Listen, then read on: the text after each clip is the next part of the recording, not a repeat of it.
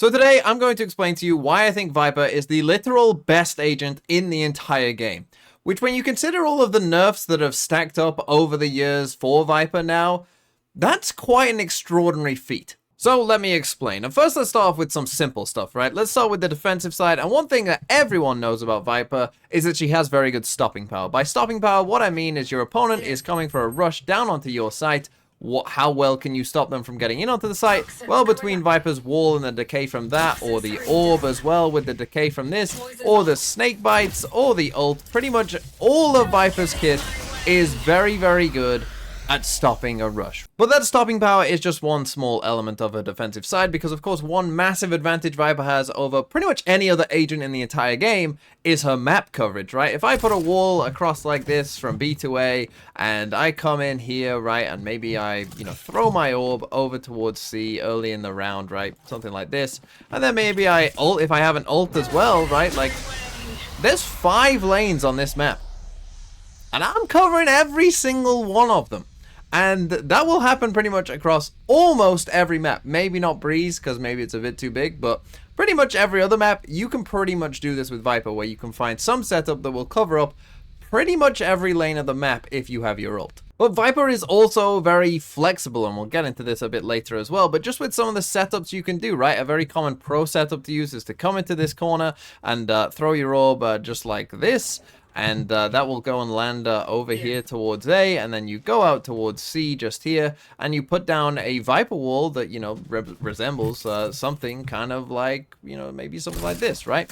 And just in this setup alone, you have a ton of flexibility, right? I mean, just in this wall alone, there's a ton of flexibility. For instance, if I put this wall up, right, I've got this little corner, this little pocket to play in here. It's stopping people from coming onto the back site, allowing for, more easy flood retakes. It's stopping people coming out of garage just here. It cuts off the entrance to garage as well, and gives you a pocket to play in garage. That's just one bit of utility that is doing all of that, all on its own, all of the time that it's up. And then again, if needed, we've got the orb over here towards A, which again is just helping out people hold on to the A site here. Whilst this orb is up, you can pretty much just focus on people coming the other way around. You can use the orb to get in and maybe come down short and get aggressive if you want to. It creates a lot of problems for the attackers. And again, I'm doing a lot across the entire map. But then to add into this flexibility, and I don't think this is something that you really think about a lot, but, even things like this, Viper is just the ultimate flexible agent, because let's say we've done this wall across A and B here, but let's say that our opper wanted to play on B, right? They wanted to op from over here,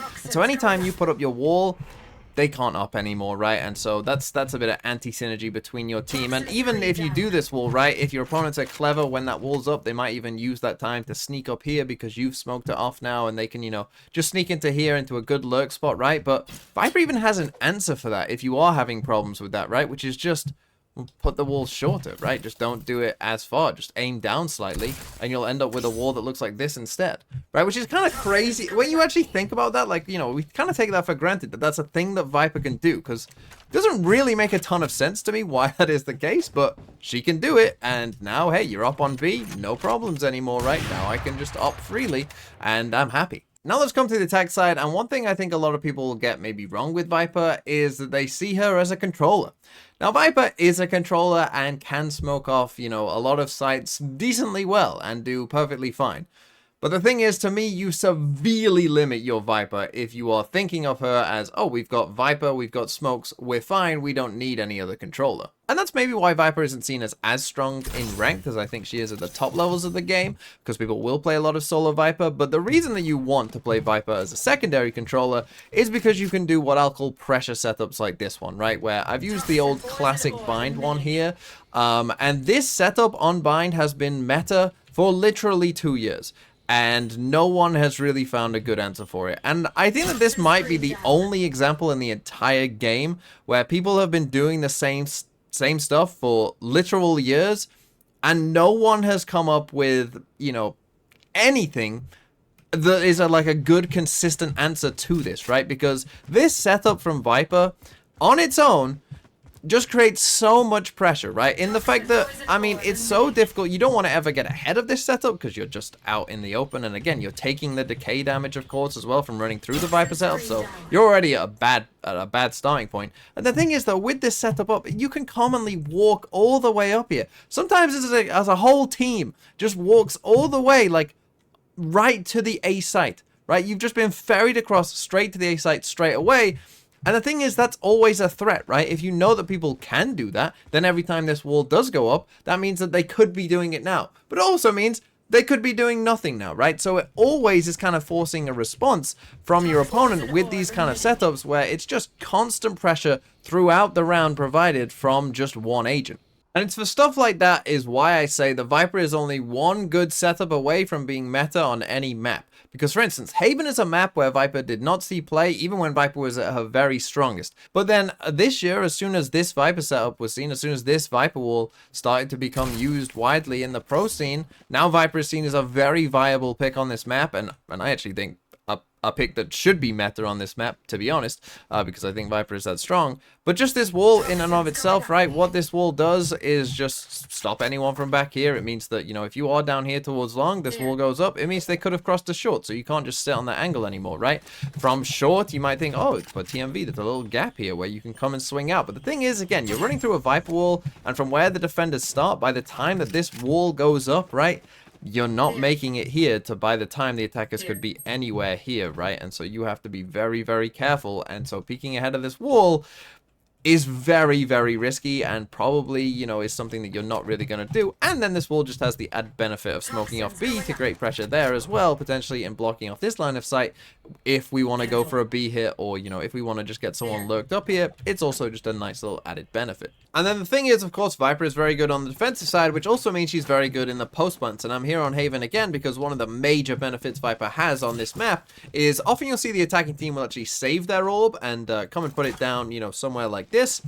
And with an orb in there on A, if you've got the spike down, it's so hard to retake this site with this Viper orb, because once this Viper orb goes up, right, and you've got snake bites here as well, potentially to use as well, this A retake becomes just almost impossible, right? Between the orb, fuel, and the decay that you're going to have to get out of there, and then when the orb goes down, 2 snake bites coming in there as well, that's so much time wasted that basically your only option becomes, like, multiple people are going to have to drop down from heaven, which is not where you want to be, right? So again, for any post-plant situation like this, of which there are quite a few in the game, where if you can get a Viper orb and some snake bites down there, it just becomes almost impossible. Viper also just becomes an auto win con in any post plant. Now, for those of you who don't know how the fuel works, let me explain. So, Viper starts with 100 fuel. She can put up the wall, and if you put up either the wall or just the orb on its own, then it will take 15 seconds to go from 100 to 0 fuel. If you put both of them up at the same time, then it will go down quicker at just 10 seconds to go from 100 to 0. Then once it hits 0, it will take 30 seconds to go back from 0 to fully up to 100. So that is how the fuel works. And so now let's do a comparison to another controller in Omen, because Omen smokes also last 15 seconds, and they, as you can see at the bottom there, have a 30-second recharge time as well. So you might think that the Omen smokes last, you know, the same amount of time as a Viper smoke, you know, with just one of them up as the fuel, and it takes the same amount of time to recharge from 0 to 100. So TMV, how is the fuel broken? The thing is, Viper setups are much more flexible than any Omen smoke. For instance, if I put an orb just down here towards C, so let's say I throw an orb down there, and it's just to cut off the line of sight here so that you don't know if I'm walking down C long as the defenders, right?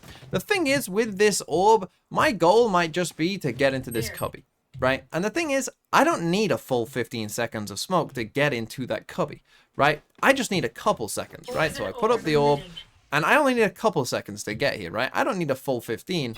I just need a couple seconds. And then I can put it down. And now I still have my fuel recharging back up. And maybe now I can put the wall up for my team, right? And threaten that something's going on towards A. And the thing is, I might not have come into the cubby when I put this orb up. But I only needed to threaten it for a couple seconds. And maybe I did, maybe I didn't. And maybe now you'll need to use utility in response, or just sit there wondering the whole time whether I've done it or whether I haven't.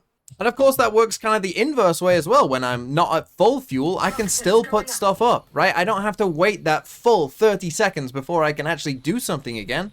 I don't have to be at full fuel before I can put something back up. And again, you're not going to need the full 15 seconds a lot of the time, right? You're just going to need, for instance, in this wall, if I just need it to cross past this angle here, I only need a couple seconds again. So I don't need full fuel for this.